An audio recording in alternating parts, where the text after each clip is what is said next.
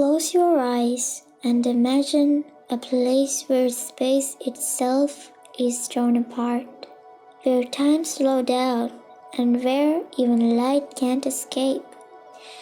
And that's a black hole, the most mysterious and powerful object in the universe. Black holes are born when massive stars die after a star explodes in supernova. Its core collapses under its own gravity. If it's heavy enough, it becomes a black hole, an invisible cosmic trap in the space. At the center of every black hole lies a singularity, a point where matter is crushed to infinite density. Surrounding it is event horizon, the boundary where no return is possible. Anything across it, even light, disappears forever. But here's a chilling thought. What if black hole ever came close to Earth?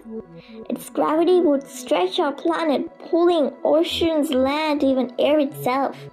Time would slow down and the sky would twist in ways we couldn't barely understand. Luckily, the nearest known black hole is thousands of light years away, so we're safe. For now. And that's the mysterious world of black holes, place where space and time break all the rules. If you enjoyed this journey into the universe, don't forget to like this video, share it with your friends, and subscribe for more amazing space stories. Bye for now. I'm Ciara, we're seeing her.